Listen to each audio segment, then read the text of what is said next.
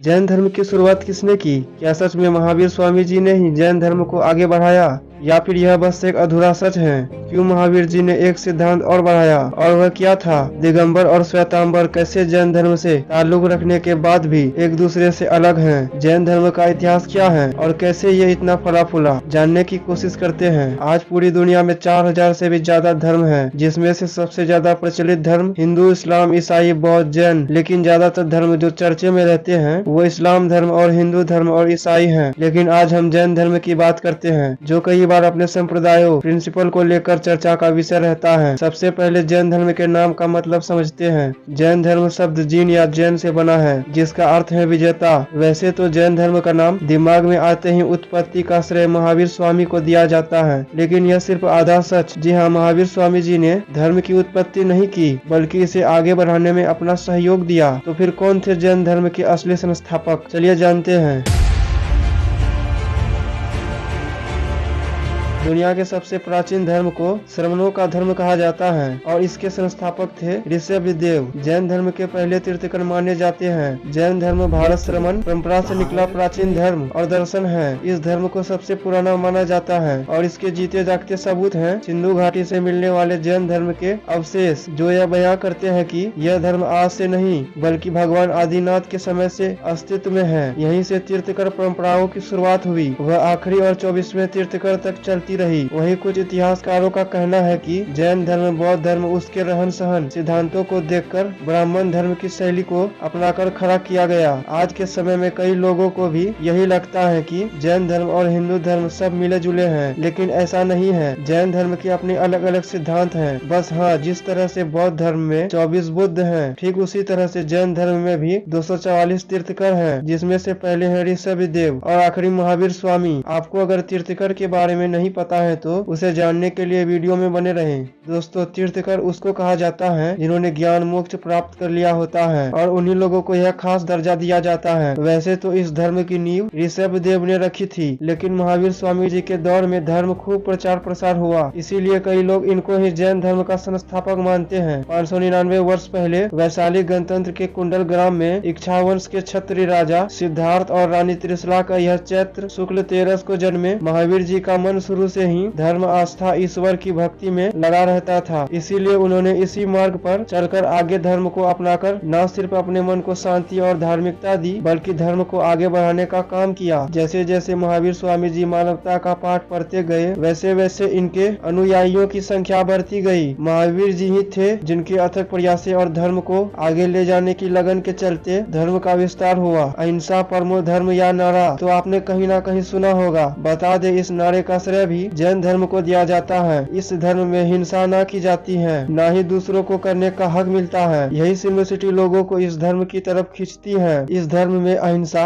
अपरिग्रह, अस्ति है, ब्राह्मण और सत्य के 5 महाव्रतों का पालन करना सिखाया जाता है। पहले 4 होते थे, लेकिन फिर महावीर जी ने 5वां सिद्धांत बताया, और वह यह था ब्राह्मण। जैन धर्म में लोग इन सिद्धांतों का बहुत ही स्ट्रिक्टली पालन करते हैं। हिंसा, पाप, बुराई से जितना दूर रहा जाए उतना दूर रहने की कोशिश करते हैं। इस धर्म के अनुयायी दिखने वाले जीव जंतुओं को तो बुरा नहीं चाहते, बल्कि जो जीव दिखते नहीं उसको भी न मारने से कतराते हैं। यही वजह है कि जैन धर्म के ज्यादातर अनुयायी आलू, मूली, गाजर, प्याज, लहसुन से दूरी बनाकर रखते हैं। इन्हें ही नहीं खाते, क्योंकि इन लोगों का मानना है कि यह भी चीजें जमीन से निकाली जाती हैं, और जैन धर्म के अनुयायी यह सभी चीजें जैव इंद्रियों की श्रेणी में आती हैं, जिसको मारना किसी पाप से कम नहीं है। इसीलिए इस धर्म में किसी भी चीज के साथ अत्याचार करने पर सख्त मनाही है, क्योंकि इस धर्म के अनुसार कण कण में आत्मा का वास होता है और आत्मा कभी नहीं मरती। यही कुछ बातें जैन धर्म को महान बनाती हैं और इसके तीर्थंकर को सर्वोपरि बनाती हैं। महावीर जी से पहले यानी 23वें तीर्थंकर थे पार्श्वनाथ जी, जिनके हाथ में धर्म की डोर आते ही इसे एक नई दिशा मिल गई। बताया जाता है कि पार्श्वनाथ जी को झारखंड के एक शिखर पर ज्ञान की प्राप्ति हुई थी, और पार्श्वनाथ जी ने ही 4 नियम दिए थे, जिनमें कभी कभी भी हिंसा न करना, चोरी न करना, झूठ न बोलना और चौथा नियम संपत्ति न रखना शामिल था। यह नियम नहीं बल्कि लोगों को अपने तरफ खींचने वाला वो मंत्र था जिसने लोगों पर जादू कर दिया और 250 सालों तक लोग इन्हीं के नियम पर चलते रहे। लेकिन फिर लोगों ने अपनी मनमानी शुरू कर दी। लोग अपनी सहूलियत के मुताबिक नियम बनाने लगे, धर्म की राह से दूर जाने लगे, आपस में मन मुटाव फैल गया और इन सब विकारों को दूर करने के लिए धरती पर जन्म हुआ महावीर स्वामी जी का, जिन्हें बचपन में वर्धमान कहकर पुकारा जाता था। 30 साल की उम्र में जब ईश्वर की कृपा हुई और ज्ञान की प्राप्ति हुई तो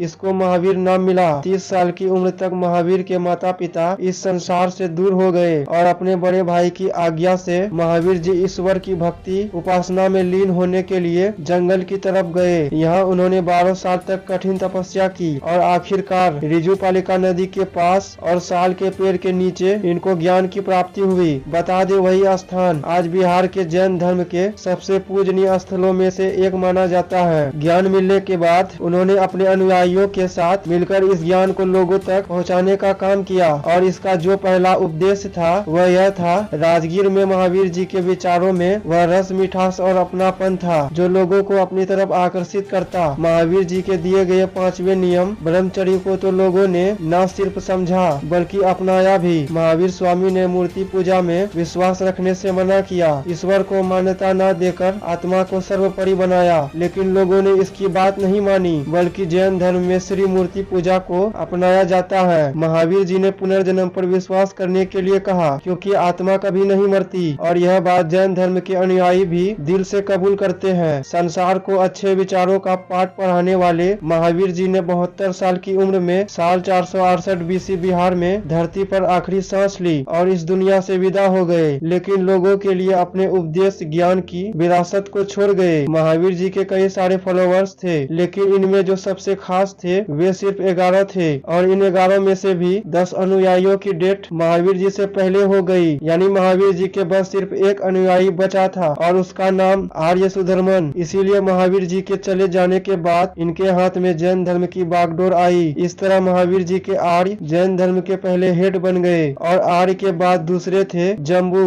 उनके बाद प्रभाव, संभावा, सबूती, जावा, भद्रबाहु थे। संभल वाजिया के दौरान मगध के राजा घरा थे। वही भद्रबाहु काल के दौरान मगध के राजा की कुर्सी पर चंद्रगुप्त विराजमान थे। भद्रबाहु अपने अनुयायियों के साथ मगध में रहा करते थे। चंद्रगुप्त मौर्य ने भी राजगद्दी छोड़कर जैन धर्म को अपना लिया। लेकिन फिर एक बड़ा फेमाइंस बाहु अपने कुछ अनुयायियों के साथ डेटकर में जाकर बस गए। लेकिन जो अनुयायी इसके साथ नहीं गए वो मगध में थे, स्थलो बाहु के नेतृत्व में आ गए। आप कह सकते हैं कि अब जैन धर्म के दोनों हेड अलग अलग टुकड़ों में बढ़ गए थे। लेकिन फिर 12 साल के बाद जब गंगा वैली का फेमिन खत्म हुआ तो भद्रबाहु ने दोबारा मगध जाने का फैसला किया और यह अपने सभी अनुयायियों को लेकर मगध आ गए। स्थलो बाहु ने जब भद्रबाहु को देखा तो वह भी नग्न रह गए क्योंकि भद्रबाहु के किसी भी अनुयायियों ने कपड़े नहीं पहने थे। यह देखकर स्थलो बाहु ने भद्रबाहु से कपड़ा न पहनने की वजह पूछी। इस पर भद्रबाहु ने कहा कि हमें जैन धर्म में कपड़े पहनने की इजाजत नहीं है। भद्रबाहु की बात सुनकर स्थलो बाहु को लगा कि यह लोग जैन धर्म के मार्ग से कोसों दूर चले गए हैं और यही सोच भद्रबाहु की स्थलो बाहु के लिए भी थी। और फिर दोनों के कस्टमर्स में काफी अंतर आ गए। दोनों के एक दूसरे के सिद्धांत, प्रिंसिपल सब अलग गलत रहे। इस मसले को हल करने के लिए पाटलिपुत्र में एक काउंसलिंग रखी गई लेकिन भद्रबाहु के अनुयायी नहीं पहुँचे। इसके बाद यह तय हो गया कि भले ही दोनों जैन धर्म से बने हो लेकिन अब इन दोनों को अलग ही रहने दिया जाए। इस तरह कपड़े पहनने वाले ग्रुप यानी स्थलो बाहु को श्वेतांबर कहा गया और वही जो बिना कपड़े के रहने वाले भद्रबाहु का ग्रुप था उसे दिगंबर नाम दिया गया। पीताम्बर का मतलब था व्हाइट ब्लैक और दिगंबर का अर्थ था स्काई कलर। बता दे कलर का मतलब कपड़ा होता है यानी सफेद कपड़े धारण करने वाले श्वेतांबर और आसमान को जो अपने कपड़े वस्त्र सब कुछ मानते थे उन्हें स्काई कलर कहा गया। इस तरह से जैन धर्म से ताल्लुक रखने वाले दो ग्रुप एक दूसरे से अलग हो गए। लेकिन बहुत से लोगों के मन में यह सवाल जरूर घूमता कि आखिर दिगंबर नंगे क्यों घूमते हैं, बिना कपड़े क्यों रहते हैं। इसका जवाब हम आपको दे देते हैं। ऐसे ही एक बार एक मुनि से पूछा गया कि आप तन पर वस्त्र क्यों नहीं पहनते। इस पर मूंग ने जवाब दिया कि हम नग्न नहीं बल्कि दिगंबर हैं। नग्न और दिगंबर में बड़ा फर्क होता है। वो भोगी विलासी दिगंबर वह है जिसने दिशाओं को ही वस्त्र बना लिया। तुम्हारे कपड़े तंतु के बने हैं, लेकिन दिगंबर के कपड़े दिशाओं के हैं। हमने दिशाओं को अपना वस्त्र बनाया। इस जवाब को सुनने के बाद वह शख्स भी शांत रह गया। मुनियों का कहना है कि दिगंबर हमारा वेश नहीं बल्कि हमारी साधना है। हमारे पास वो वस्त्र हैं जिन्हें कभी साधारण आंखों से नहीं देखा जा सकता। हमें तो प्रकृति ने वस्त्र दिया है जो न कभी फटे और न कभी मैले होंगे, बल्कि आजीवन चलते रहेंगे। कपड़े उतारने का नाम दिगंबर नहीं, लेकिन हाँ, कपड़े उतारने के बाद निर्विकार और सहज स्थिति में बने रहना दिगंबर की पहचान है। जैन धर्म के दिगंबर साधुओं का कहना है साधु वेदांग होते हैं, उन्हें किसी वस्त्र की जरूरत नहीं होती। ठीक उसी तरह दिगंबर भी नग्न है। इसी तरह जैन धर्म की शुरुआत एक सिंपल से रास्ते ईश्वर के मार्ग पर चलने से हुई और आज जैन धर्म को 2 टुकड़ों में बट चुका है। वैसे आपको जैन धर्म का इतिहास कैसा लगा, कमेंट में जरूर बताइए।